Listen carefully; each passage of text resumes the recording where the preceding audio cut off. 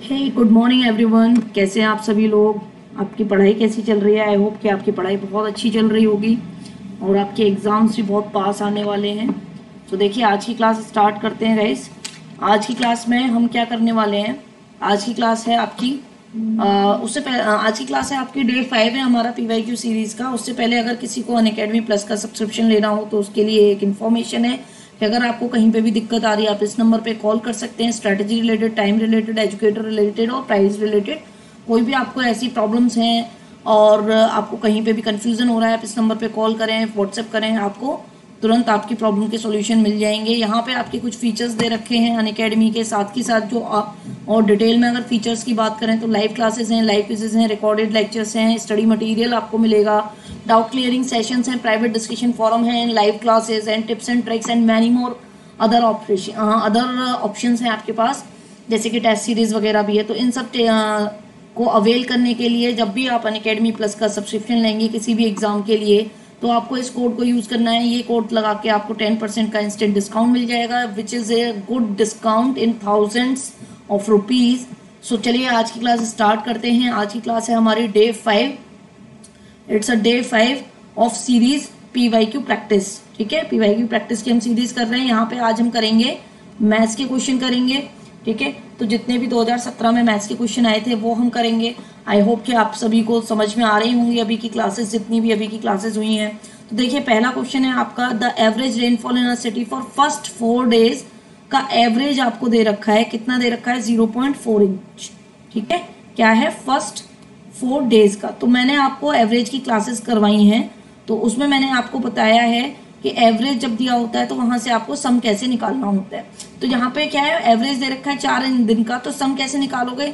मतलब 4 दिन की एवरेज बारिश दे रखी है तो 4 दिन की बारिश का टोटल बारिश सम कैसे निकालोगे भाई? 0.40 इंटू 4 कर दोगे। ठीक है, क्योंकि सम इज इक्वल टू क्या होता है, sorry average is equal to क्या होता है? Number of total number of observation upon number of observation, मतलब sum of observation upon number of observation. तो यहाँ पे 4 दिन के लिए बोला है तो आप यहां से निकालोगे, ये आ जाएगा 1.6 सेंटीमीटर इंचेस आ जाएगा। इंच में दे रखा है ना, 1.4 इंच दे रखा था। तो आपको आगे पूछा है the rainfall on the last 2 days was in the ratio of 4/3। तो लास्ट 2 डेज कौन से हो गए? देखो 4 दिन हो गए, तो 5th डे और 4th डे का आपको क्या दे रखा है? रेशियो दे रखा है। ठीक है, 5th डे और 4th डे का आपको रेशियो दे रखा है 4:3 का। तो इसको मैं 4/3 ऐसे लिख सकता हूँ कि 5th डे का जो रेनफॉल था वो और 6th डे का जो रेनफॉल था वो इसको क्या हो गया? 4/3। इसको हम क्या और कैसे लिख सकते हैं कि 5th डे का रेनफॉल कितना हो गया? 4x। मतलब कोई ना कोई आप यहाँ पे एक मल्टीप्लाइंग फैक्टर लगाओगे, मान लो मैंने k ही लगा दिया। ठीक है, और 6th डे का क्या हो गया? 3k हो गया। ठीक है, अब आपको क्या करना है, द एवरेज 6th डे का रेनफॉल आपको दे रखा है। 6 दिन का एवरेज रेनफॉल आपको कितना दे रखा है? 6 डेज का एवरेज रेनफॉल आपको दे रखा है कितना? 0.50। तो सम निकालोगे यहाँ से, sum of 6 days, sum of 6 days rainfall कितना निकलेगा? आप इसमें 6 का मल्टीप्लाई कर दोगे, ठीक है, इंटू 6, तो ये कितना हो गया? 3.0 इंचेस। ठीक, अब आप देखिए what was the rainfall of 5th day. आपको 5th डे का रेनफॉल बताना है। अब देखिए मान लिया मैंने कि 4 दिन, मतलब जो 6 दिन थे वो इस तरीके से थे, x1 plus x2 plus x3 plus x4 plus x5 plus x6, 6 दिन ये थे। तो डिवाइड बाई 6 करना होगा तो कितना एवरेज दे रखा था? 0.50। यहां से हमें सम कितना मिल गया था? x1 plus x2 plus x3 plus x4 plus x5 plus x6 हमें कितना मिल गया था? 3.0 मिल गया था। 1 से लेके 4 तक का आपको सम पता चल गया कितना है? 1.6 इंचेस। तो x5 प्लस x6 कितना आ जाएगा? 3.0 माइनस 1.6 कितना आ जाएगा? ये 1.4 आ जाएगा। ठीक है, x5 और x6 आपका कितना हो जाएगा? 5वें दिन और 6वें दिन की बारिश का योग जो आ रहा है वो कितना आ जाएगा? 1.4। अब देखो 5वें और 6वें दिन की बारिश का आपको क्या दे रखा है? 4k और 3k। तो 4k प्लस 3k आपका कितना आ जाएगा? 1.4 आ जाएगा। यहां से आप k की वैल्यू निकाल लोगे, ये 7k हो गया। k की वैल्यू क्या निकलेगी आपकी? 0.2। और आपको क्या पूछा है कि 5th डे का रेनफॉल बताओ। 5th डे का, तो 5th डे का क्या था? 4k था, और 4 में 5th डे का क्या था? 4k था। तो 4 में आप क्या करोगे? 0.2 का मल्टीप्लाई करोगे तो आपका आंसर क्या आएगा? 0.80। तो 5th डे का रेनफॉल आपका कितना था? 0.80। ठीक है, ये क्वेश्चन सभी को समझ आया? नेक्स्ट क्वेश्चन करते हैं।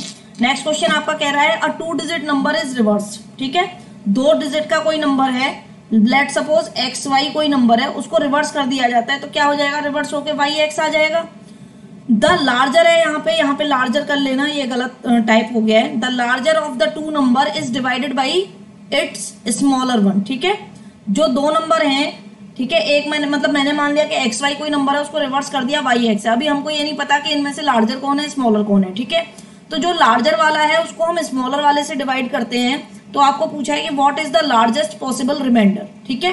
अब देखो क्योंकि 2 डिजिट का है, ठीक है, 2 डिजिट का है और यहाँ पे सबसे बड़ा रिमाइंडर, आपको ये सारे रिमाइंडर्स की वैल्यू, तो सबसे बड़ा रिमाइंडर आपको पूछा है। यहाँ पे मैं मान लेता हूँ कि सबसे बड़ा रिमाइंडर 45 ही है।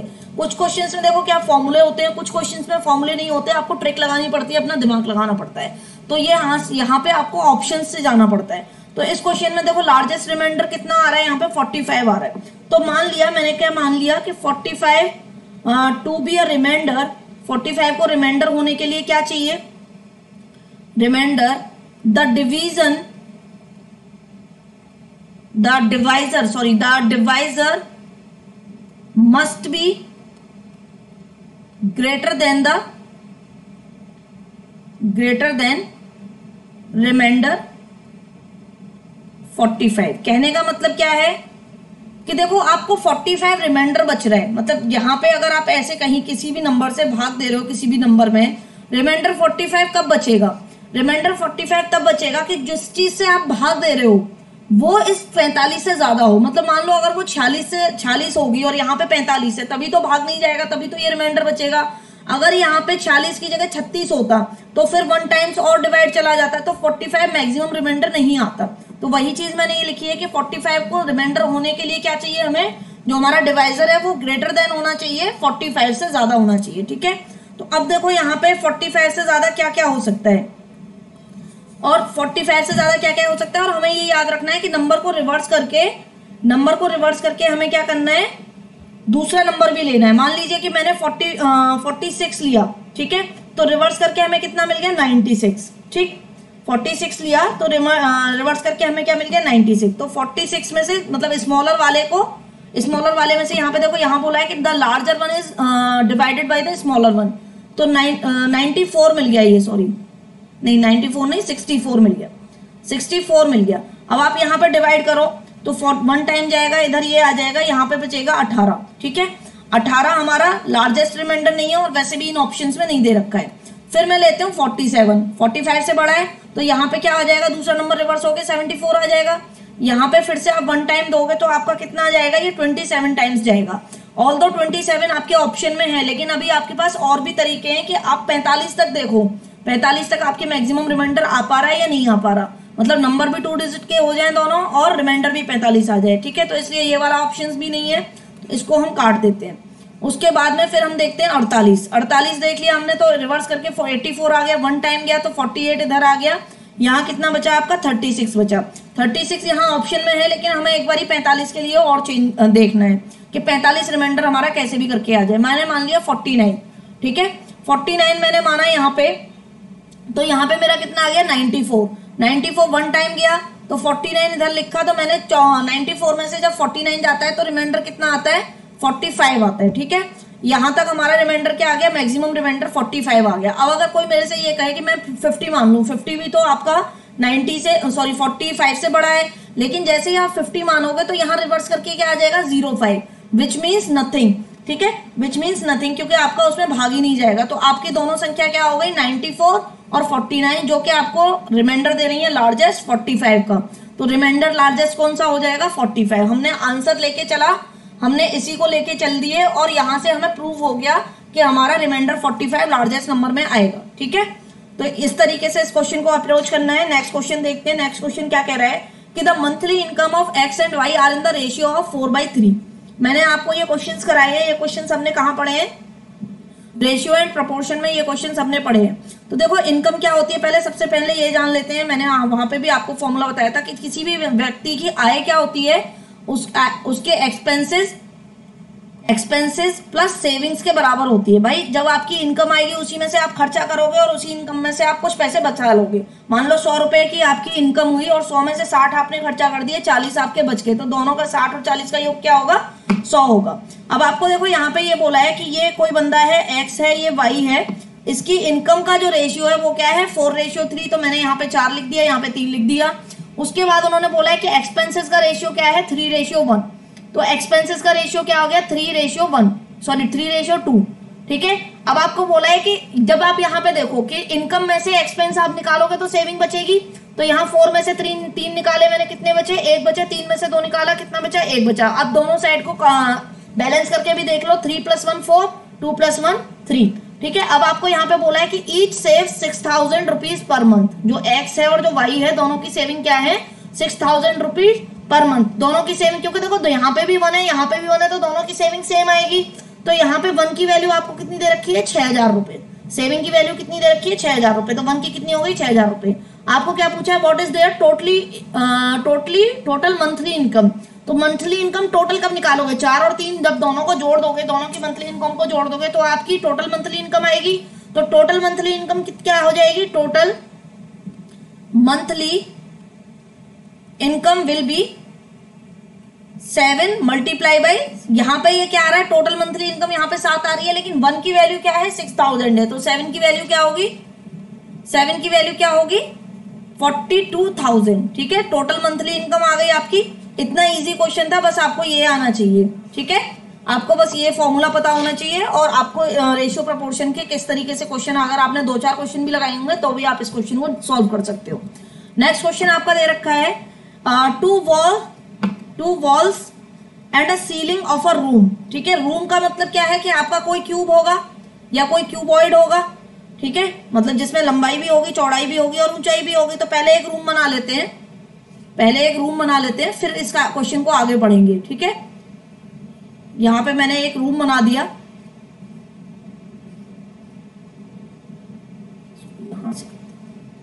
ठीक है। ये एक रूम बना दिया मैंने और यहां पे अब आगे क्वेश्चन को पढ़िए कि क्वेश्चन में क्या लिखा हुआ है। क्वेश्चन में लिखा हुआ है, अब देखो इस रूम में क्या कितनी दीवारें होंगी? 4 दीवारें होंगी। भाई आपने 4 दीवारी मतलब क्या कहने का मतलब क्या है? कमरा कोई घर। तो ये हमने एक रूम बना दिया। ठीक है। अब आगे आपको क्या बोला है कि इसके जो सीलिंग्स हैं वो राइट एंगल पे मीट करते हैं। ठीक है। राइट एंगल पे मीट करते हैं। आप अपने कमरे में भी देखोगे तो सारी सीलिंग लंबाई चौड़ाई जो है, अगर ये आपकी लंबाई वाली दीवार है, ये आपकी चौड़ाई वाली दीवार है, ठीक है, इस तरीके से दो दीवार हैं, तो वो एक राइट एंगल पे ही मिलेंगी। ठीक है। तो राइट एंगल पे मिल रही है किसी पॉइंट पी पे। तो मान लिया कि ये कोई पॉइंट पी है और इस पे एक तो ये वाली दीवार और एक ये वाली दीवार मिल रही है। ठीक है। उसके बाद आपको बोला है अ फ्लाई, कोई भी मक्खी मच्छर कुछ भी, a fly is in the air 1 meter from 1 wall. ठीक है। मान लिया यहाँ पे कहीं एयर में है, मतलब आप एयर में तो ऐसे पॉइंट करके दिखा सकते हो मैं। तो यहाँ पे ये क्या है? 1 मीटर है इस दीवार से। फिर बोला 8 meter from the other wall, इस वाली दीवार से यहाँ पे ये 8 मीटर है। ठीक है। आप एज्यूम करके देखोगे तो ही इस क्वेश्चन को कर पाओगे। And 9 meter from the point P, ये जो पॉइंट पी है हमारे पास, यहां से इसकी दूरी क्या है? 9 मीटर है। तो अब आपको पूछा है कि how many meters is the fly from the ceiling. Ceiling मतलब छत। ठीक है। सीलिंग मतलब क्या होता है? छत। रूफ सीलिंग या फ्लोर सीलिंग, या तो ये वाली सीलिंग या फिर ये वाली सीलिंग, मतलब दोनों सीलिंग्स में से आपको ये बताना है कि ये फ्लाई कितनी दूर होगी। ठीक है। अब आपको दोनों दीवारों से पता चल गया, एक से 1 मीटर है, एक से 8 मीटर है, और आपको पॉइंट पी से पता चल गया। तो अब आप यहाँ पे देखिए कि कैसे निकालोगे इसको।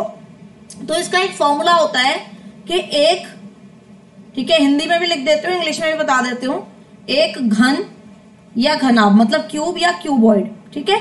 एक या घन या घनाभ में स्थित किसी बिंदु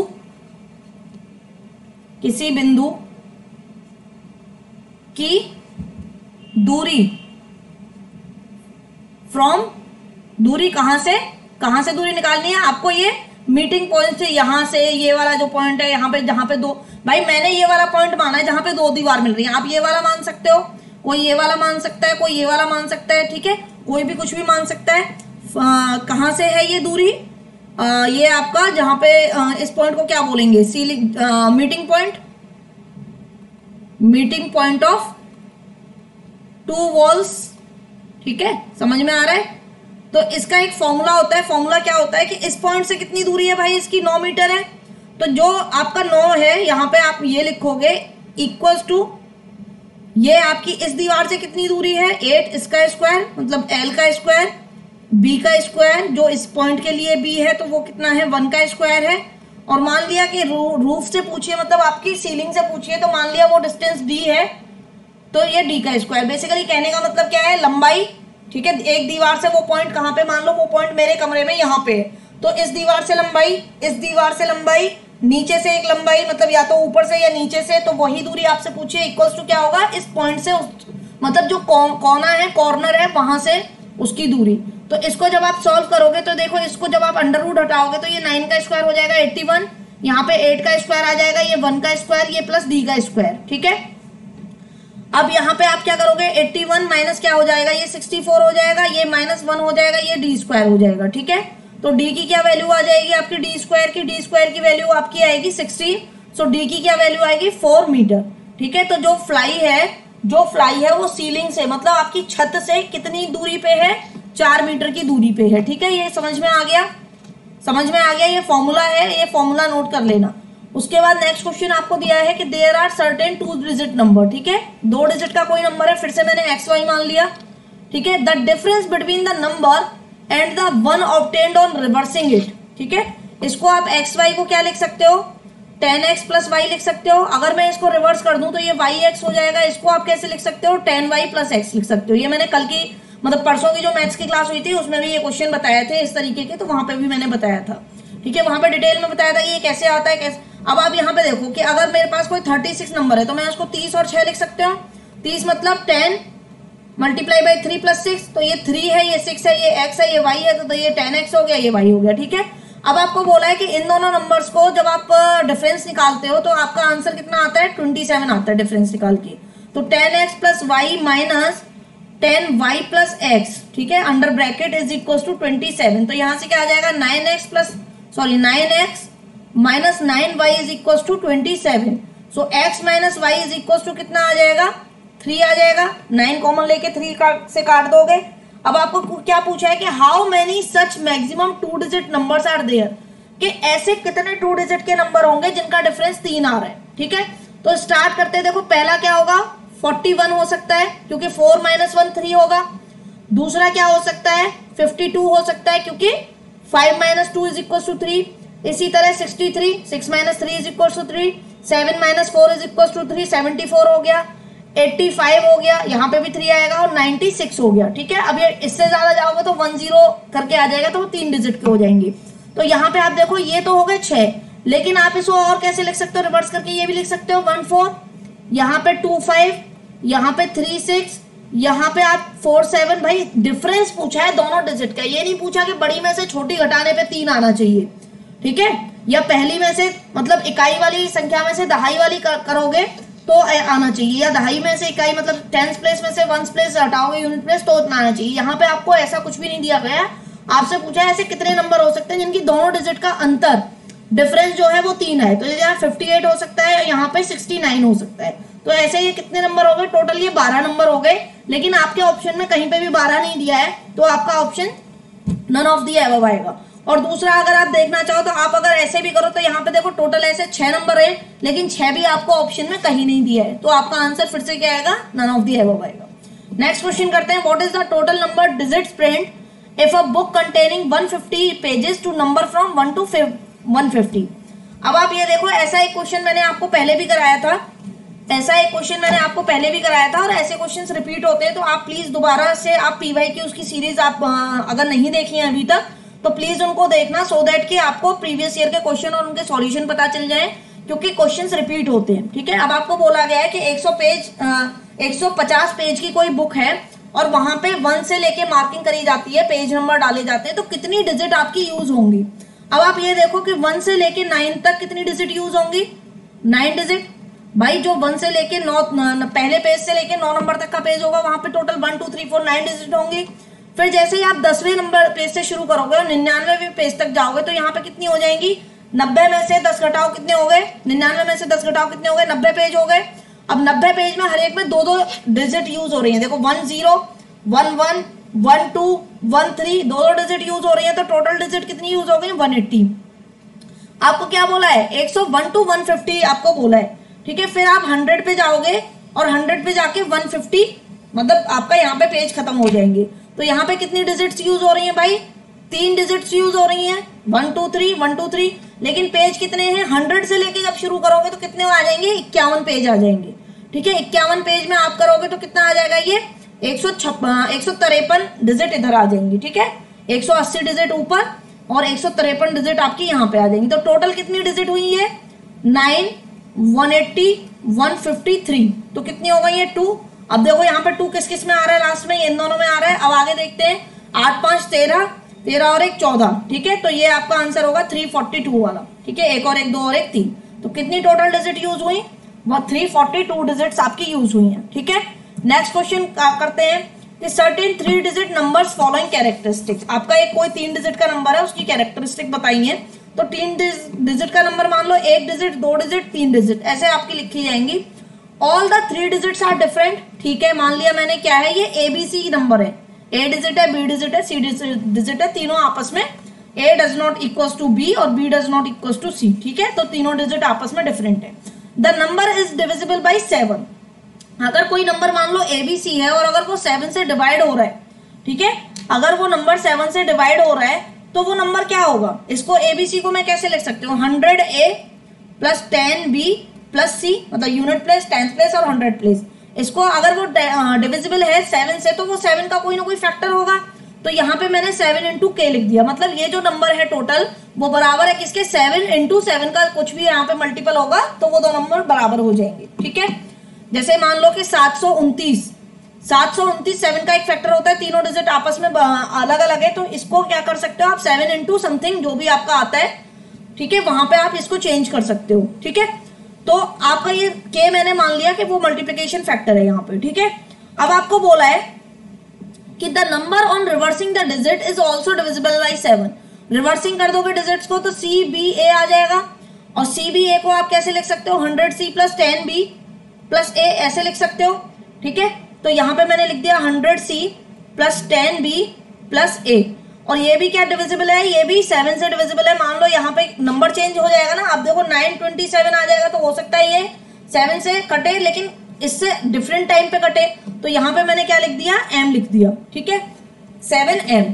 अब इन दोनों को जब आप माइनस करते हो, ठीक है, जब आप इन दोनों को माइनस करते हो और आपको पूछा है कि how many such 3 digit number are there, कि कितने होंगे, ठीक है। मैंने यहाँ पे इन दोनों को माइनस कर दिया। तो देखो ये तो कट जाएगा 10B से 10B, ये आ जाएगा 100A माइनस C प्लस ये आ जाएगा C माइनस A, ठीक है।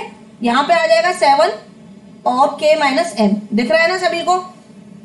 तो ये देखो, ये यहाँ पे कितना बचा है, इधर सॉल्व करते हैं। ये बचा 99A माइनस 99C बचा, मैंने 99 बाहर ले लिया, 7K माइनस M। अब K कोई संख्या है और M कोई संख्या है। जब K में से M को घटाओगे तो कोई तीसरी संख्या आएगी। मान ली वो क्या है? N है। 7 तो चल ही रहा है साथ में। तो ये कितना हो गया? 99A minus C is equal to 7N। A minus C is equal to कितना आ जाएगा?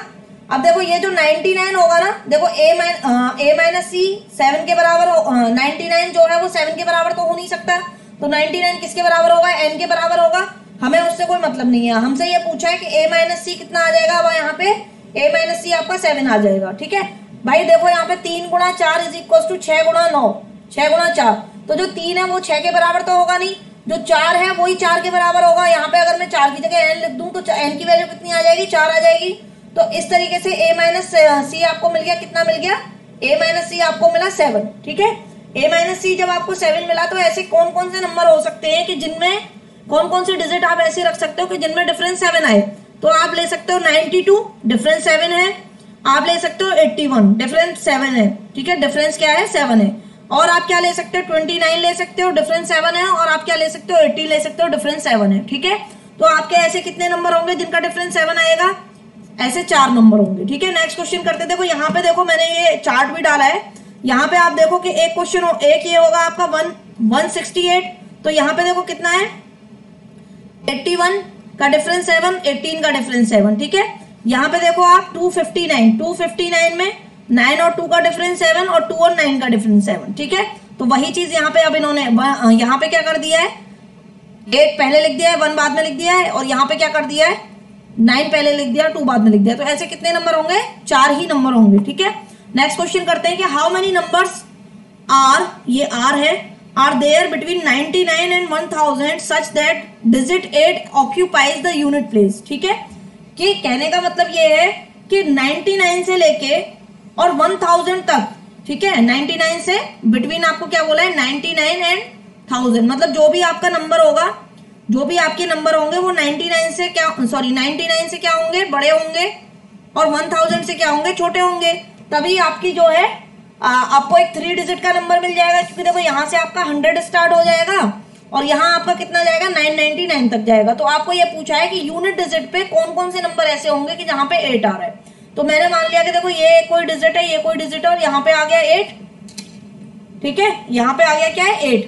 अब आपको ये बोला है, अब आप मुझे ये बताओ कि इस वाली डिजिट पे, बीच वाली डिजिट पे जो 10th प्लेस है, 10th प्लेस पे आप कितने डिजिट बढ़ सकते हो, 1 से लेके 10 तक डाल सकते हो, 1 से लेके 10 तक भाई, क्योंकि 0 भी डाल सकते हो आप यहाँ पे, और मतलब 1 से लेके 0 से लेके 9 तक डाल सकते हो, आप ऐसे लिख लो, 0 से लेके 9 तक आप डिजिट डाल सकते हो यहाँ पे, इस वाले प्लेस पे, इस वाले प्लेस पे।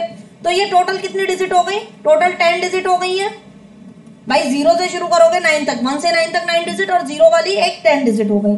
इस वाले प्लेस पे क्या आप स्टार्टिंग में 0 डाल सकते हो, 0 आप नहीं डाल सकते हो, क्योंकि फिर वो 3 डिजिट का नंबर नहीं बचेगा, 2 डिजिट का बच जाएगा। तो यहाँ पे आप 1 से लेके 9 डिजिट तक डाल सकते हो, टोटल कितनी हो गई, 9 डिजिट हो गई। तो अब आपको ये पूछा है कि how many numbers are there, तो ऐसे कितने नंबर होंगे कि भाई 10 डिजिट यहाँ पे आप डाल सकते हो अलग अलग, और 9 डिजिट आप यहाँ पे डाल सकते हो अलग अलग। तो ऐसे कितने नंबर होंगे, टोटल 90 नंबर्स ऐसे होंगे जहां पे यूनिट प्लेस पे 8 आएगा, और यहाँ पे आप कोई भी डिजिट आप चेंज कर सकते हो। तो कैसे कितने नंबर होंगे, ऐसे 90 नंबर्स होंगे। नेक्स्ट आपका क्वेश्चन आता है स्टैटिक्स का, मीन मीडियन मोड का। तो देखो स्टैटिक्स से अभी तक जो मेरा एनालिसिस कहता है, स्टैटिक्स से अभी तक मैंने जितने भी पेपर्स देखे 1995 से लेके 2019 के, एक यही क्वेश्चन आया है, ठीक है। स्टैटिक्स से इसके ऊपर कभी ना तो कोई क्वेश्चन अभी तक पूछा गया है, और ना ही ऐसे चांसेस है कि और पूछा जा सकता है।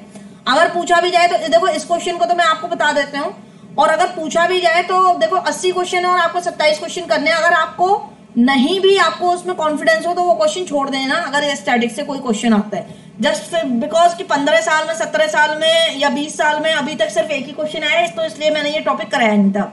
बाकी ये क्वेश्चन मैं आपको बता देती हूँ कि देखो होता क्या है स्टैटिक्स में, ये आपका एक कर्व होता है, और अगर इसको मैं बिल्कुल बीचों बीच से काट दूं तो ये वाली चीज सिमेट्रिक होगी इस वाली चीज के, ठीक है। ये वाली चीज, राइट वाली जो चीज है, राइट साइड इधर है और लेफ्ट साइड इधर है, तो जो राइट साइड होगा और लेफ्ट साइड होगा वो इक्वल होगा।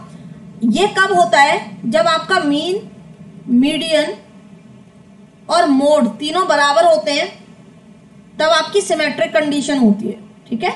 तब आपकी क्या होती है, सिमेट्रिक कंडीशन होती है, तब ये आपका ऐसा फिगर बनता है। लेकिन यहाँ पे क्या बोला है कि मीन जो है वो छोटा है मीडियन से, और मीडियन क्या है, मोड से छोटा है।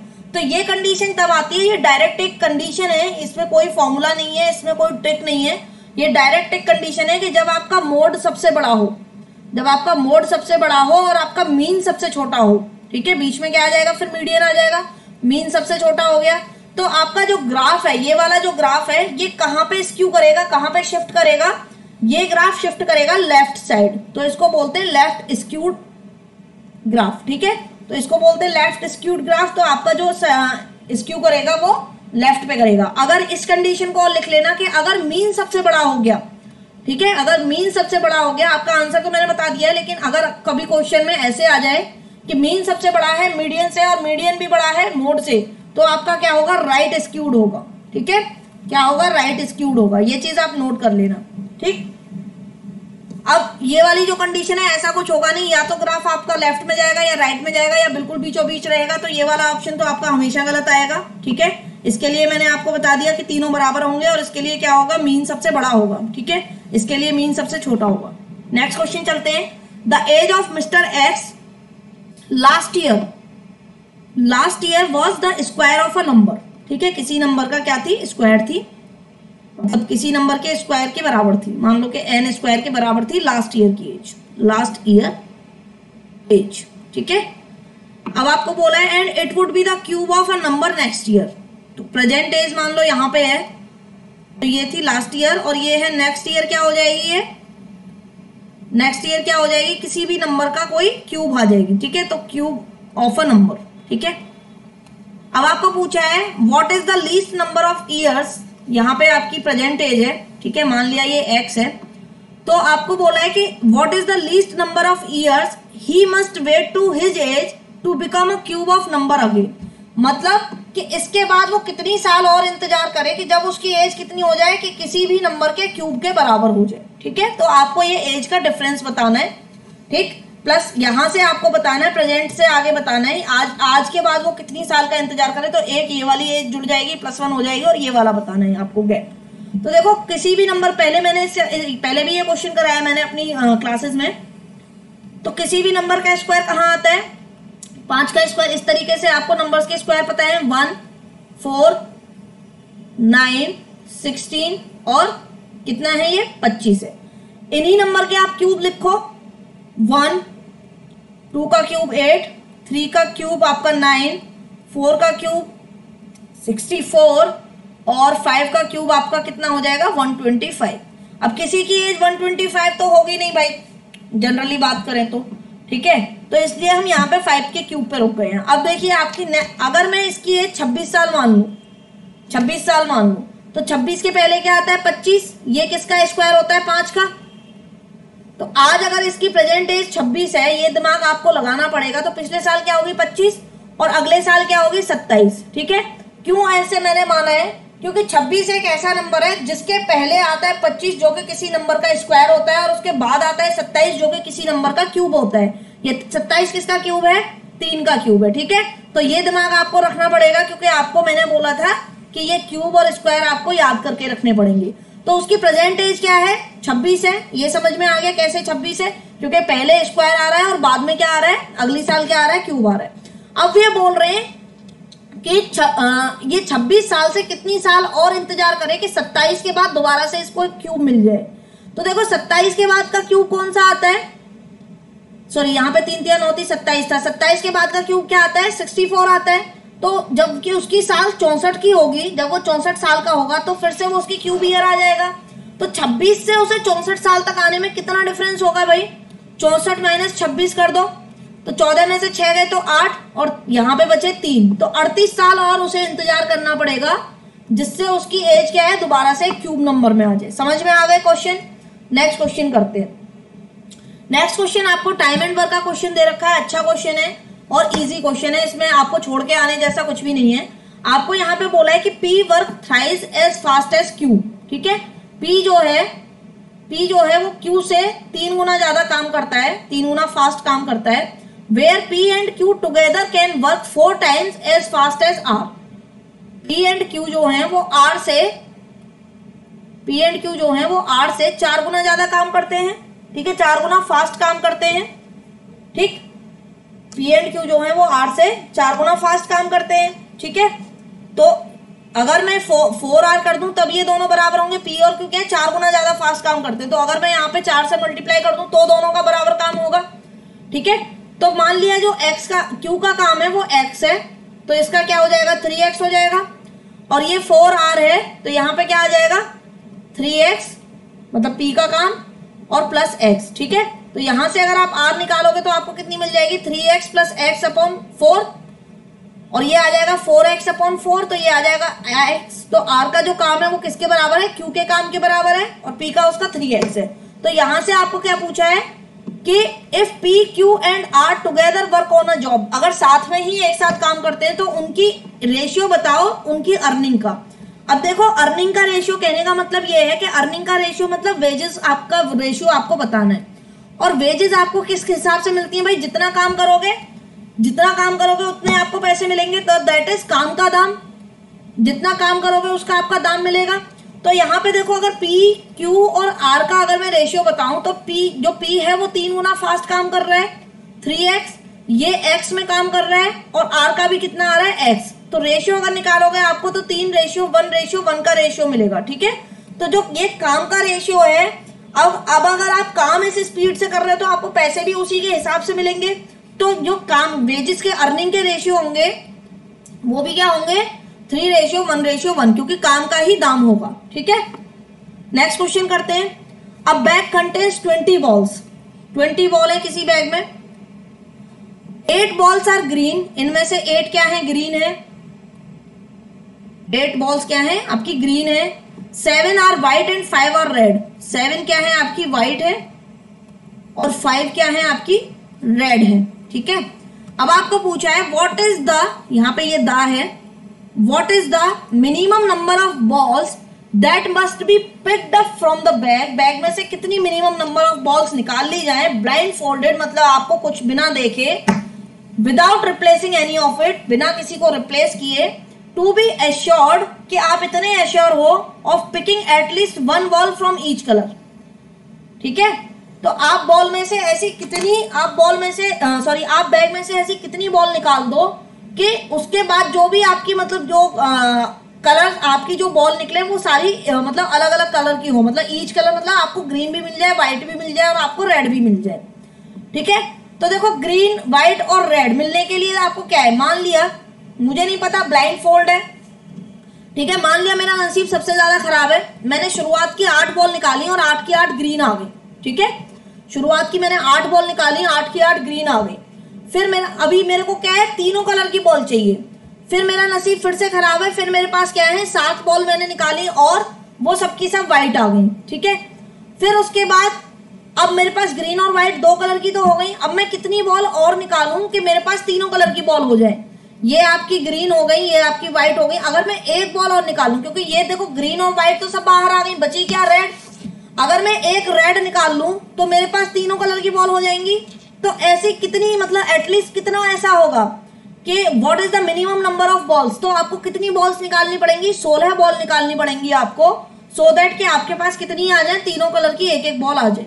ठीक है, सो आपको 16 बॉल निकालनी पड़ेंगी सो दैट कि आपके पास तीनों कलर की एक एक बॉल आ जाए। ये क्या है वर्स्ट केस है।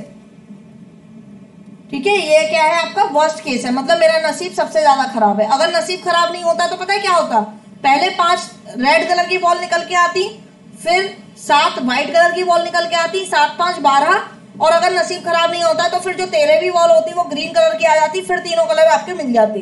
तो आपको बेसिकली यहाँ पे मिनिमम नंबर पूछा है कि मिनिमम बॉल आपको कितनी निकालनी है ऐसी। ठीक है, अगर आपको मैक्सिमम पूछा होता कि मैक्सिमम आप कैसे निकाल सकते हो इसमें से, तो आपको कितनी 13 बॉल मैक्सिमम निकाल सकते थे, क्योंकि फिर आपको नीचे से चलना पड़ता और आपका उस टाइम पे नसीब खराब नहीं होता। ठीक है, तो आपको मिनिमम पूछा है तो आपको मिनिमम में आपको कम से कम इतनी 16 बॉल तो निकालनी ही पड़ेंगी, जिससे कि आपकी तीनों कलर की एक एक बॉल आ जाए। नेक्स्ट क्वेश्चन करते हैं। If two boys and 2 girls are to be arranged in a row, 1 2 3 4 ये रो में बिठा दिए मैंने, that the girls are not next to each other, मतलब गर्ल्स जो है वो आपस में इनकी लड़ाई हो गई है तो इनको साथ साथ नहीं बैठना है। ठीक है, तो ऐसे कितने पॉसिबल वेज आ सकते हैं, तो बेसिकली क्या है कि गर्ल्स को अलग अलग बैठना है, ठीक है, एक साथ नहीं बैठना, तो ऐसे कितने केस आ सकते हैं। अब आप देखो यहाँ से कि एक केस हो सकता है गर्ल बॉय बॉय गर्ल, ठीक है, ये अलग अलग बैठ गई, एक साथ नहीं बैठी है, तो इसके आप कैसे कितने केस बना सकते हो भाई, ये गर्ल बॉय और बॉय गर्ल है, तो यहाँ पे मैंने 4 केस बना सकते हो इसके। कैसे कि ये देखो, ये मान लिया मैंने G1, ठीक है, ये B1, ये B2 और ये G2, ठीक है, फिर मैंने यहाँ पे मान लिया B1, B2 और G1, ठीक है, फिर मैंने G2, B2, B1 और G1 ऐसे बिठा दिया, मतलब आगे से पीछे, पीछे से आगे, और फिर मैंने यहाँ पे बिठा दिया G1, B2, B1 और G2, तो 4 केस इधर बन गए। फिर और कितने केस और भी आप केस बना सकते हो। कैसे भाई, इधर तो मैंने क्या किया, पहले इनको बिल्कुल टॉप एंड्स पे बिठाया है, एक को बिल्कुल लेफ्ट और एक को बिल्कुल राइट। अगर मैं इन दोनों को ऐसे बिठा दूं BG, ठीक है, तो ये दोनों के बीच में फिर से एक लड़का आ गया, दोनों बिल्कुल साथ साथ नहीं बैठे, तो यहां से फिर आप बता सकते हो कितने केस बनेंगे यहाँ से, क्योंकि ये 4 लोग हैं ना, तो फिर से यहाँ पे ऐसे 4 केस बनेंगे। देखो B1 G1, B2 G2, या फिर B2 G1, B1 G2, या फिर और बताओ B2 G2, B1 G1, और यहाँ पे इसी तरीके से B1 G1, B2 G2, ठीक है, 4 तरीके से बिठा सकते हो आप। सिमिलरली आपका तीसरा केस बनेगा G1 B1, सॉरी आपका जो तीसरा केस बनेगा वो बनेगा GB GB, ठीक है। तो यहां से भी आप 4 तरीके से बिठा सकते हो, ठीक। तो आपके टोटल कितने बनेंगे, 4 और 4 और 4 8, ठीक है। 4 + 4 + 4 कितने केस बनेंगे, ऐसे टोटल 12 केस बनेंगे, ठीक है। तो सिर्फ मैंने आपको दिखा दिया यहाँ पे कैसे कैसे ये बैठे, तो इस तरीके से टोटल कितने केस बनेंगे, 12 केस बनेंगे, जिसमें कोई भी लड़की एक दूसरे के साइड में नहीं होगी। अब देखिए नेक्स्ट क्वेश्चन है आपका, the outer surface of 4 centimetre into 4 centimetre into 4 centimetre, ठीक। 4x4x4 का क्यूब है जो कंप्लीटली पेंट है रेड। एक सेकेंड रुकिएगा, हेलो, यस सर। नहीं मेरी साइड से तो बिल्कुल लाइव चल रहा था सर, बट मैंने आपको कई बारी कॉल भी किया था, कल जैसी ही कोई प्रॉब्लम आ रही थी, और उस टाइम पे मैंने अपना 4G भी कनेक्ट किया, नहीं हुआ, फिर 5G से कनेक्ट किया, उससे भी नहीं हुआ, लैपटॉप भी रीस्टार्ट कर दिया, वो भी नहीं हुआ, देन स्ट्रीम की मैंने दोबारा डाली, वो भी नहीं हुआ, फिर मैंने अभी मैं रिकॉर्डिंग कर रहे हूँ क्लास की, देन मैं आपको दे दूंगी और आप अपलोड कर देना।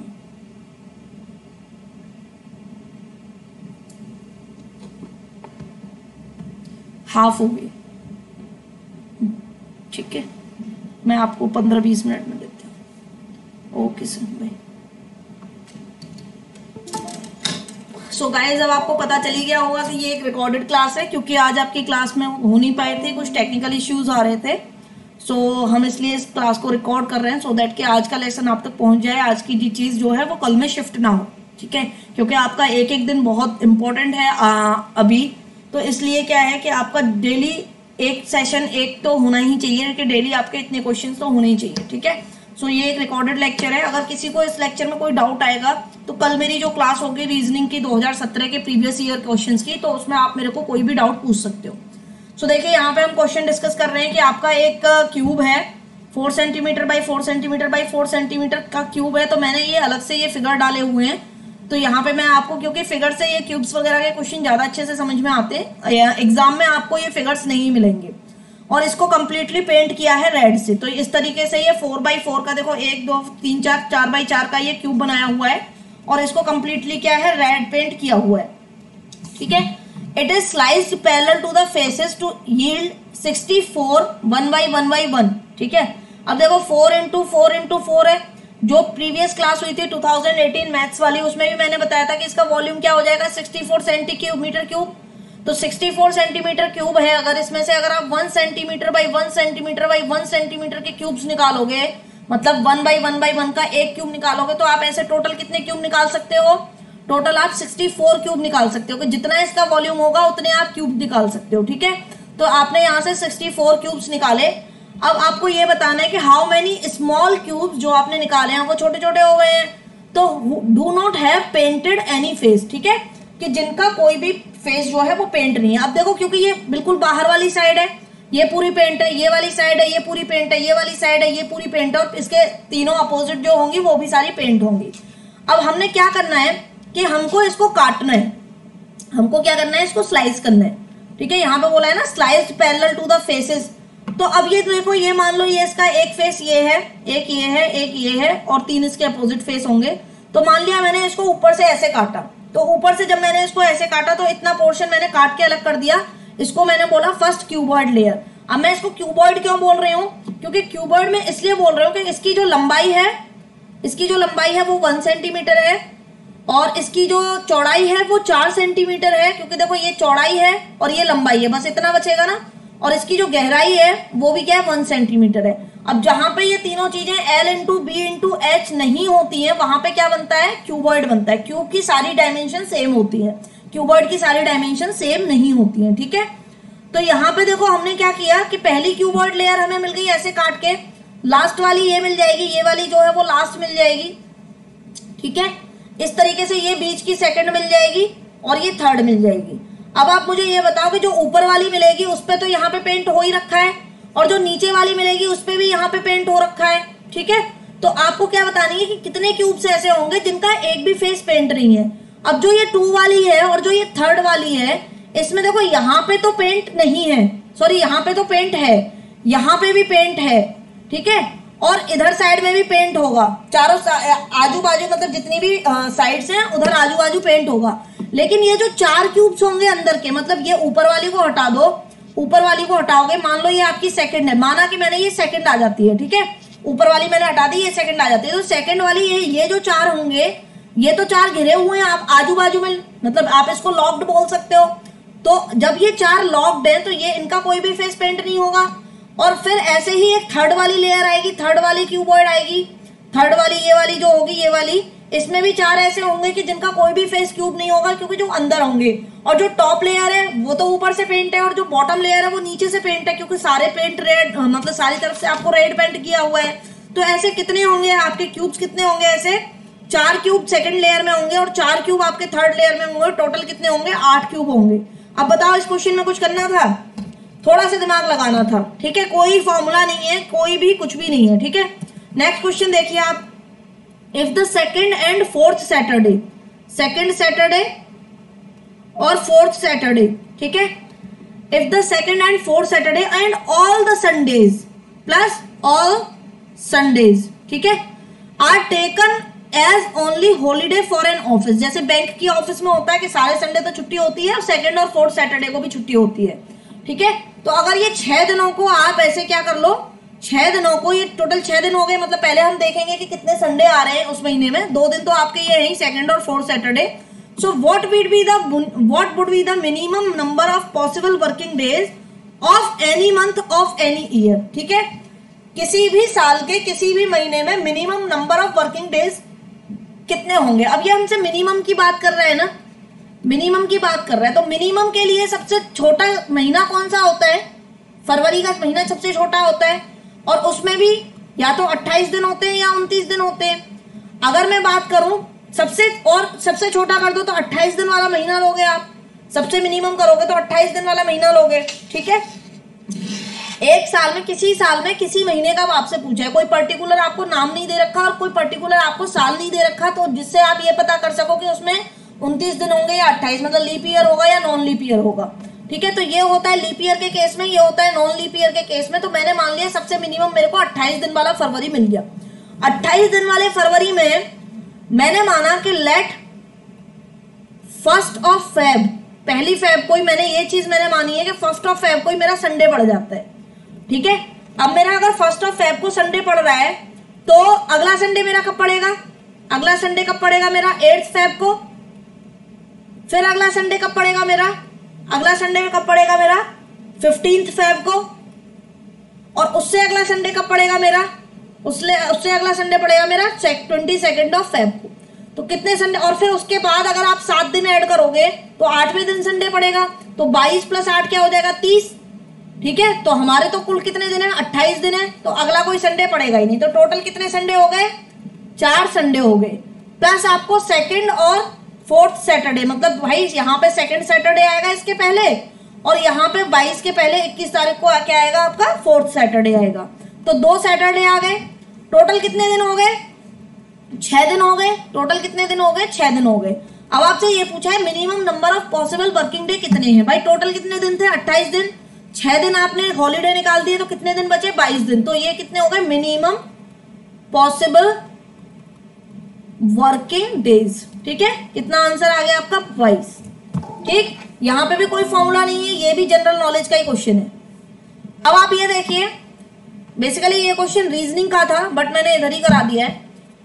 यहां पे देखिए, if there is a policy 1/3 of, if there is a policy that 1/3 of the population of community has migrated every year from one place. कोई एक पॉलिसी है कि आपकी जो टोटल पॉपुलेशन है, टोटल पॉपुलेशन मैंने मान ली कि ये टोटल पॉपुलेशन 1 है, ठीक है, इसमें से 1/3 जो है, 1/3 पार्ट जो है वो हर साल क्या होता है, माइग्रेट हो जाता है। एवरी ईयर क्या होता है, ये माइग्रेट हो जाता है, ठीक, ये माइग्रेट हो जाता है। तो बचा कितना, बचा कितना भाई 2/3 बचा, ठीक है।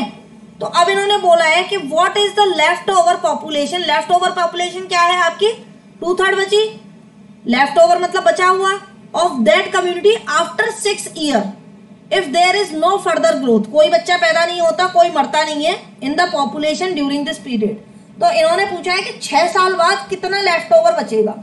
तो अब आप देखो कि हर साल कितने लोग माइग्रेट हो रहे हैं, 1/3। तो 6 साल बाद कितना लेफ्ट ओवर बचेगा, 2/3 जो पहली साल बचेगा उसका 6 की पावर कर दो, ठीक है, उसकी क्या कर दोगे 6 की पावर। क्यों करोगे, देखो 2/3 पहली साल बचा, फिर 2/3, फिर 2/3, फिर 2/3 और फिर 2/3, ठीक है, और फिर 2/3, ठीक है। तो ये कितना हो जाएगा, पावर क्या हो जाएगी इसकी 6, तो इसकी पावर 6 कितनी निकल के आएगी 64/729। तो 64/729 जो पार्ट होगा 1 का, ठीक है, क्योंकि कोई पॉपुलेशन ग्रोथ तो हो नहीं रही है, टोटल पॉपुलेशन कितनी थी 1। अब 1 में से हर साल कितने हैं 1/3 1/3 1/3 निकल जाते थे। तो अब टोटल पॉपुलेशन 6 साल बाद कितनी बचेगी 1 की 64/729 पॉपुलेशन आपकी बचेगी, ठीक है। तो आपका आंसर क्या होगा, ऑप्शन नंबर डी होगा। नेक्स्ट क्वेश्चन करते हैं, the sum of income of A and B. The sum of income of A and B, तो ए प्लस बी सम हो गया इनका इनकम का, is more than that of C and D, ठीक है, कितने से ज्यादा है, सी प्लस डी की इनकम के सम से ज्यादा है। पहली चीज आपको ये दे दी, ठीक है। अब आपको बोला है sum of income of A and C, A plus C is same as that of B plus D, is same as, same का मतलब इक्वल है, is that of B plus D. तो यहां से आपको दूसरा मिल गया। अब आपको बोला है कि more over A earns half as much as the sum of income of B plus D. तो जो ए की अर्निंग है वो कितनी है, बी प्लस डी के हाफ के बराबर है, ठीक है। अगर ये आपकी तीसरी इक्वेशन है, मैं यहां से ए की वैल्यू इसमें पुट कर दूं, ए इसमें पुट करने के बाद मेरे को क्या मिलेगा, B plus D plus C, B plus D by 2 plus C is equal to B plus D. तो यहां से मेरे को सी की इनकम पता चल जाएगी, कितनी हो जाएगी, B plus D minus B plus D by 2, कितनी बचेगी ये, बी प्लस डी बाई 2 बचेगी। तो देखो ए की क्या है, बी प्लस डी बाई 2 दे रखी है, तो सी की क्या निकल आई, सी की भी बी प्लस डी बाई 2 निकल आई, ठीक है। तो अब आपको पूछा क्या है, whose income is the highest, highest income पूछे। जब इन दोनों की इनकम आपस में बराबर है तो हाईएस्ट कैसे होगी, हाईएस्ट मतलब सबसे ज्यादा जिसकी है। तो ये वाला ऑप्शन सी और ये वाला ऑप्शन ए, ये क्या हो गया आपका गलत। अब आपको किस में देखना है, बी और डी में देखना है, बी और डी में दोनों में से सबसे ज्यादा किसकी होगी ये आपको देखना है।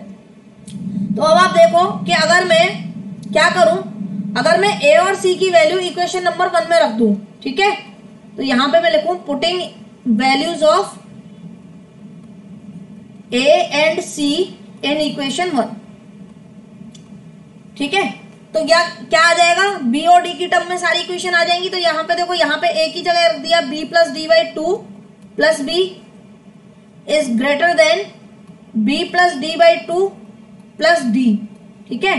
तो अब यहां से देखो, यहां पे जब आप इसको सॉल्व करोगे ये लेके अपना दैट एलसीएम लेके, तो आपको यहां से क्या मिलेगा, 3b बाई 2 मिलेगा, 3b भाई 2b इधर आ जाएगा और एक भी ये है प्लस d बाई 2 मिलेगा, इज ग्रेटर देन, यहां पे आपको 2d ये हो जाएगा और d 3d upon 2 plus b upon 2, b को एक साइड ले जाओ और dd को एक साइड ले जाओ।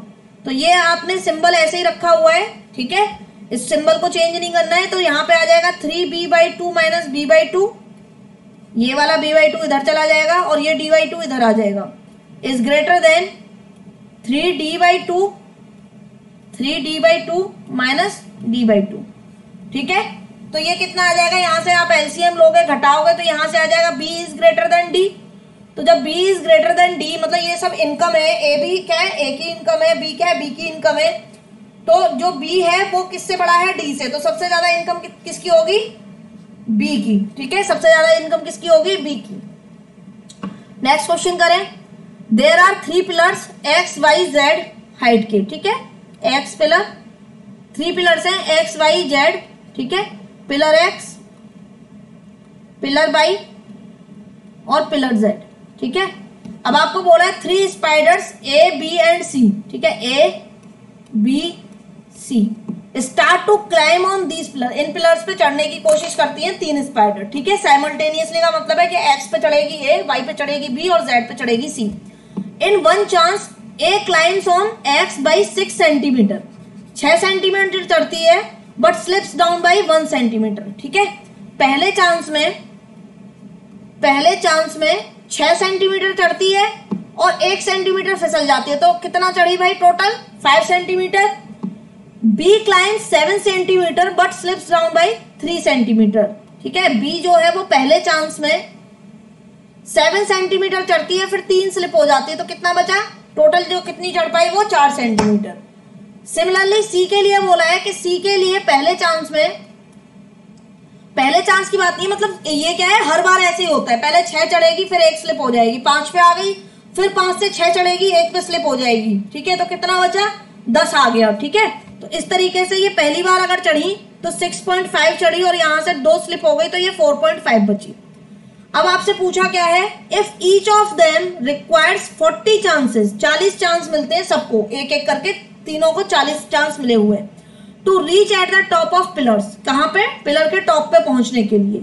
सो what is the height of shortest pillar, सबसे छोटे वाले पिलर की हाइट बताओ।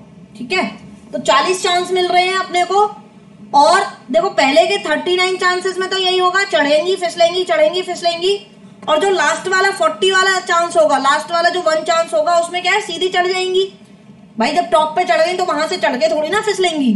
ठीक है, तो अब हमें क्या निकालना है कि देखो पहले वाले पिलर एक्स की हाइट जो निकलेगी वो कैसे निकलेगी, पिलर एक्स की हाइट जो ए थी वो 5 सेंटीमीटर चढ़ती थी हर चांस में, मतलब 6 सेंटीमीटर चढ़ती थी हर चांस में, और एक क्या स्लिप हो जाती थी, तो 39 टाइम्स तो उसके साथ यही हुआ होगा, प्लस जो 40th वाला चांस होगा उसमें वो पूरा 6 सेंटीमीटर चढ़ गई होगी।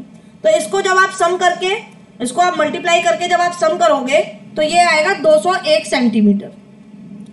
पिलर वाई के लिए देखो स्पाइडर बी जो है वो 4 सेंटीमीटर चढ़ती है हर चांस में, तो 39 टाइम क्या करेगी, 4 सेंटीमीटर चढ़ेगी, और फिर क्या है टोटल 7 सेंटीमीटर चढ़ जाएगी लास्ट वाले में, क्योंकि 7 सेंटीमीटर चढ़ती थी और 3 फिसलती थी। तो ये कितना आ जाएगा, इसको आप सॉल्व करोगे तो ये 163 सेंटीमीटर आ जाएगा। ठीक है, 163 सेंटीमीटर आ जाएगा। जेड वाला क्या कर रहा है भाई, 39 टाइम्स क्या कर रहा है, 4.5 चल रहा है, मतलब क्योंकि 6.5 चढ़ता था और 2 फिसल जाती थी, तो 4.5 प्लस लास्ट वाला क्या है 6.5 है, तो इसको मल्टीप्लाई करके सॉल्व करोगे तो ये 182 सेंटीमीटर आएगा। तो आपका सबसे शॉर्टेस्ट हाइट का पिलर कौन सा होगा, 163 वाला। कौन सा होगा, क्या होगी इसकी हाइट सबसे छोटे वाले की, 163 सेंटीमीटर। ठीक है, ये आपका आंसर आ गया। सिंपल क्वेश्चन है, बेसिक अर्थमेटिक का, तो कोई दिक्कत नहीं होनी चाहिए। क्वेश्चन बड़ा दिख रहा है इसलिए घबराना नहीं है आपको। नेक्स्ट क्वेश्चन देखो कि 15 स्टूडेंट जो है वो फेल हो जाते हैं क्लास ऑफ 52, मतलब 52 स्टूडेंट में से 52 में से कितने फेल हो जाते हैं, 15 फेल हो जाते हैं। ठीक है, अब आपको बोला है कि after removing the name of failed students, ठीक है, after removing the name of failed students a merit order list has been prepared in which position of Ramesh is 22nd from the top, what is his position from the bottom. ये reasoning का question है, इसको मैं कल कराऊंगे। ठीक है, ये इसमें क्या है, आपको क्या निकालना भाई, 52 में से 15 फेल हो गए तो बचे कितने, 50 में से 15 फेल होते हैं तो कितने बचते हैं, 35 बचते हैं। यहाँ पे कितने बचेंगे, 37 बचे, यहाँ पे कितने बचेंगे, और यहाँ पे कितने बचेंगे, और 37 बचेंगे। ठीक है, 37 बच्चों में से आपको क्या पूछा है कि रमेश जो है अगर टॉप से 22 पे है तो बॉटम से कितने पे होगा। आप कैलकुलेट भी कर सकते हो, बट इसका फॉर्मूला होता है। इस क्वेश्चन को मैं कल कराऊंगा। ठीक है, रीजनिंग के जो 2017 की क्लास होगी उसमें कल देखेंगे। नेक्स्ट क्वेश्चन है, Gopal bought a cell phone, Gopal ने एक मोबाइल फोन खरीदा और उसको बेच दिया राम को 10% के प्रॉफिट पे। मान लो कि आपका जो इसने जो खरीदा था, जो सीपी था इसका, वो क्या था 100 था, और 10% के प्रॉफिट पे बेचा, तो गोपाल को कितना, गोपाल ने कितने में बेचा राम को, 10% के प्रॉफिट पे। प्रॉफिट क्या है आपका 10%, तो सेलिंग प्राइस कितना हो जाएगा, 100 का 10% 10 होता है, तो 110 रुपए में बेचा। ठीक है, then Ram wanted to sell it back to Gopal at 10% loss. ठीक है, राम जो है इसको वापस करना चाहता है, और राम को कितने में पड़ा, वो 110 रुपए में। अब राम का जो लॉस होगा वो 110 रुपए के ऊपर लॉस होगा, तो 110 का 10% कितना होता है भाई, 11 रुपए। ठीक है, 11 रुपए होता है। तो राम ने इस 110 में से 11 रुपए के लॉस पे, मतलब 10% के लॉस पे से गोपाल को वापस बेच दिया। तो गोपाल मतलब लॉस कर रहे हो आप, 110 में से 11 रुपए घटा रहे हो, कितने बचेंगे 99। तो गोपाल को कितने में बेचा है इसने वापस, 99 रुपए में। और गोपाल ने खरीदा कितने में था, 100 रुपए में खरीद के 110 में बेच दिया था पहले, और अब उसे क्या है 99 रुपए में वापस मिल रहा है। तो टोटल इसमें क्या हुआ, इसमें गोपाल का गेन हुआ, और कितने का गेन हुआ इसमें, 1% का गेन हुआ। ठीक है, टोटल कितना गेन हुआ गोपाल को इसमें, 1% का गेन हुआ। क्यों, क्योंकि देखो 100 रुपए में उसने खरीदा था, अब उसे 99 रुपीज में दोबारा वापस मिल गई उसी की चीज, तो 1% का उसको क्या है, गेन हो गया। ठीक है,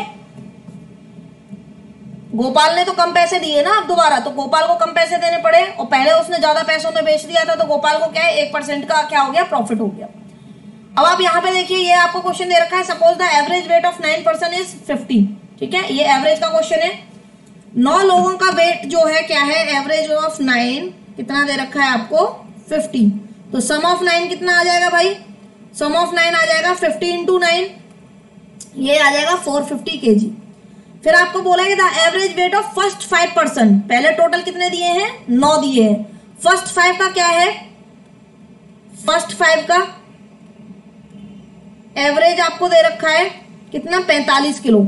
ठीक है, तो सम कितना आ जाएगा फर्स्ट 5 का, 45 इंटू 5 कितना आ जाएगा, ये 45 इंटू 5 कितना आ जाएगा, 225 किलो। ठीक है, 5 5 जा 25, 5 4 जा 20 plus carry 2 is equal to 22। ठीक, ये आपको एक इंफॉर्मेशन मिल गई, ये एक मिल गई। फिर आपको बोला है average of weight of last 5। ठीक है, लास्ट 5 का एवरेज क्या दे रखा है, लास्ट 5 का एवरेज क्या है आपको, 55 दे रखा है, और आपको इसका सम निकालना हो तो क्या करोगे, 55 में मल्टीप्लाई कर दोगे, 5 का कितना आ जाएगा, 275 kg आ जाएगा। ठीक है, अब आपको बताना है then the weight of the 5th person. अब देखो यहाँ पे क्या है, 9 लोग थे, 1 2 ऐसे कर लो, यहाँ पे 1 2 3 4 5 6 7 8 9। तो आपने पहले इन 5 का बताया, फर्स्ट 5 का बताया, ये फर्स्ट 5 हो गए, और ये क्या हो गए आपके सेकंड 5, लास्ट 5 हो गए। ठीक है, लास्ट 5 हो गए। तो ये जो 5वां वाला बंदा है, ये वाला 2 बार काउंट कर लिया आपने भाई, पहले 5 कर लिए और फिर लास्ट के 5 कर लिए, तो टोटल क्या कर 10 कर लिए। तो अब आपको बताना है 5th पर्सन का। तो अब आप देखो, पहले 5 जो काउंट किए उनका क्या है, टोटल वेट 225, फिर क्या है 275, और आपने काउंट कितने कर लिए, अब ये 10, और आपको निकालना कितने का है, 5वें का, मतलब जिसको आपने एक्स्ट्रा काउंट किया था उसका। तो 9 का माइनस कर दो इसमें से वेट, 9 का इसमें से जब माइनस करोगे वेट, तो आपको कितना मिलेगा यहाँ पे भाई, 225 और 275 कितने होते हैं, 500, और 500 में से 450 घटाओगे तो कितना बचेगा, 50 kg। तो आपने जो 5वें बंदे का 2 बार वेट काउंट कर लिया था, उसका वेट एक्चुअल में कितना है, 50 kg है। ठीक है, तो ये आपका क्वेश्चन हो गया। नेक्स्ट आपका ये वाला क्वेश्चन है, इसमें क्या है, आपको P दे रखा है 40% of A plus 65% of B। ठीक है, Q आपको दे रखा है 50% of A plus 50% of B। ठीक है, अब आपको यहाँ पे A और B की कोई वैल्यू नहीं दी, और बस ये बोला है कि A is greater then B। ठीक है, कोई दिक्कत नहीं है, A और B की कोई वैल्यू हमें पता ही नहीं है। अब आपसे पूछा क्या है कि इन दिस कॉन्टेक्स्ट जो आपको दिया गया है, which of the following statement is correct, P is greater than Q, Q is greater than P, P is equal to Q, none of the above can be concluded for with certainty। अब देखो, क्योंकि यहाँ पे अगर खाली A होता और यहाँ पे Q वाले में खाली B होता, तो आप कह सकते थे क्योंकि A बड़ा है B से तो P बड़ा होगा Q से। लेकिन यहाँ पे A और B दोनों हैं, और दोनों के परसेंटेज भी क्या है, अलग अलग है।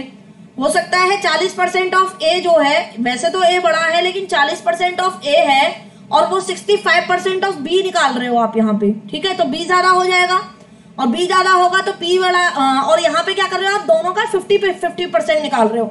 अगर आप यहाँ पे आपको एक का कम और एक का ज्यादा होता, एक का कम और एक का ज्यादा होता, तो आप बता सकते थे कि P और Q में क्या रिलेशन होगा। लेकिन यहाँ पे आप दोनों का ही क्या कर रहे हो, 50% निकाल रहे हो। तो आप एक्चुअली में नहीं बता सकते हो, जब तक आपको A और B की वैल्यू नहीं दी गई होंगी, तब तक आप नहीं बता सकते हो कि P और Q में से कौन बड़ा होगा, कौन छोटा होगा, या फिर बराबर होंगे। तो यहाँ पे जो आंसर आएगा वो आएगा none of the above can be concluded with certainty. ठीक है, आप मान के कर लो, कोई दिक्कत नहीं है, लेकिन हो सकता है आपने कुछ और माना हो, मैंने कुछ और माना हो। ठीक है, तो इसलिए क्या हो सकता है कि सर्टेनिटी से आप इसको कंक्लूड नहीं कर सकते हो। तो ऑप्शन क्या आएगा, इसका डी आएगा। ठीक, ये क्लॉक का टाइम है, ये क्लॉक का क्वेश्चन है, ये कल कराऊंगे। ये आपका देखो, ये वाला एक क्वेश्चन है, ये वाला देख लो। वैसे तो मैंने ये कराए हुए हैं 20, मैं इसको हिंट दे देती हूँ बस, और फिर आप सॉल्व कर लेना। 12% of house hold earn less than 30,000 per year. ठीक है, जो 12% है, मान लो 100% में से 12% जो है वो लेस देन 30,000 कमाते हैं। ठीक है, लेस देन अर्निंग जो है उनकी लेस देन 30,000 पर ईयर। ठीक है, पर ईयर। फिर उसके बाद में यहाँ पे देखो 6% जो हाउस होल्ड है, यहाँ पे बोला है 6% of house hold more than 2 lakhs per year.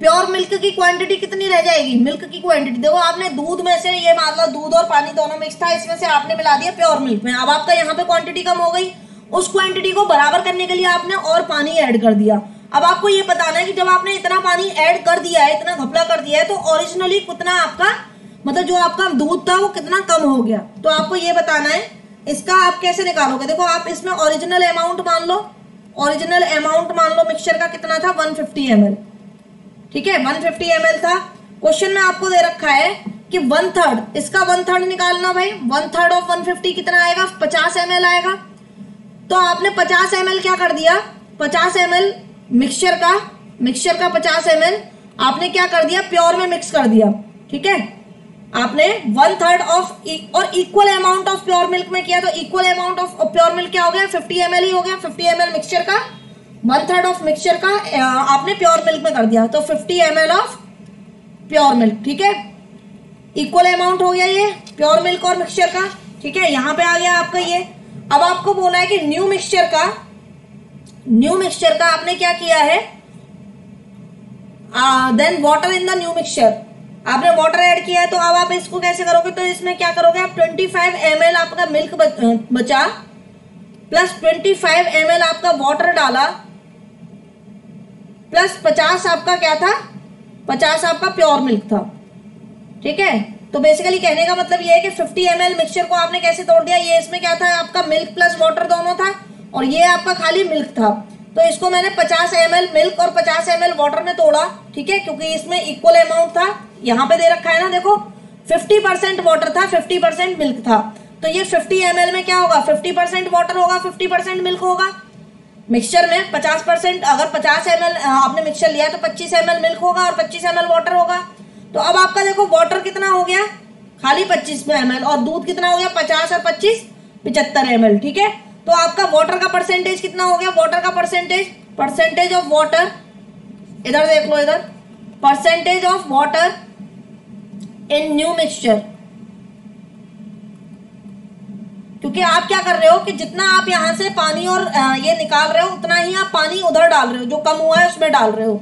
तो कितना आपने डाल दिया भाई 25 ml वाटर निकाला था, तो 100 इंटू 25 इंटू 100%, तो कितना हो गया ये 25% आ गया इसका आंसर, ठीक है। मिक्सचर के क्वेश्चन हैं, अगर नहीं किए हो तो दोबारा से देखना, इसको नहीं समझ में आया तो कल पूछ लेना।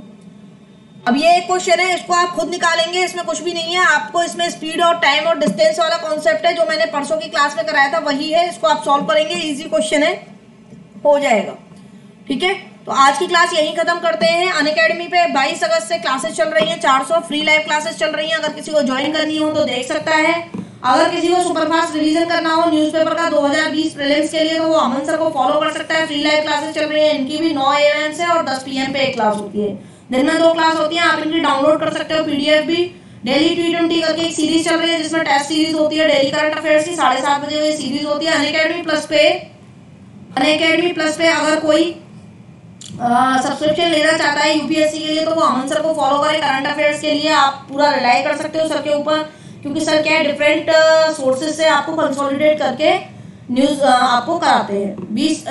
2021 और 22 वालों के लिए 4 बैचेस स्टार्ट हुए हैं जो कि कंप्लीट इंग्लिश में भी हैं और आपके बाइलिंगुअल भी हैं, ठीक है। तो इनमें काफी सारी चीजें आपको सब कुछ कवर होगा, प्रीलिम्स और मेंस की test series, interview preparation, full syllabus सब कुछ कवर होगा। डाउट क्लियरिंग सेशन होंगे, 44,000 एक साल की फीस है। अगर आप स्टडी IAS का कोड लगाओगे तो आपको 4,400 रुपए कम हो जाएंगे, 39,600 में पड़ेगा, जिसमें आपका interview, test series, doubt clearing सब कुछ है, ठीक है। अगर आप 2022 के लिए प्रिपेयर कर रहे हो तो आप 2 साल का ले सकते हो सब्सक्रिप्शन, स्टडी IAS का कोड लगाओगे जैसे ही फिर से आपको 10% डिस्काउंट 57,600, ठीक है। तो आप कोड लगाइए ये वाला study IAS without any gap to get an extra 10% off, ठीक है। सो आज की क्लास को यही खत्म करते हैं गाइस। ऑल्दो ये एक रिकॉर्डेड सेशन है बट आई होप कि आपको सब कुछ समझ में आया होगा। अगर किसी को भी कहीं पे भी डाउट होता है तो मेरे को कल की क्लास में आप पूछ लेना, ठीक। तो मिलते हैं कल और तब तक के लिए पढ़ते रहिए। Thank you so much. और सेशन को लाइक कीजिएगा, शेयर कीजिएगा और सब्सक्राइब कीजिएगा, चैनल को शेयर करिएगा अपने फ्रेंड्स के साथ की, सो दैट उनको भी पता चले कि आप यहाँ पे कुछ कराया जा रहा है बढ़िया सा, ठीक है, जिससे आप लोग बेनिफिशियल हो, मतलब आप लोगों को फायदा मिल रहा है। सो चलिए कल मिलते हैं, ठीक है। कल मिलते हैं सेम टाइम पे 11 बजे, और कल की क्लास अटेंड करना जरूर, ठीक।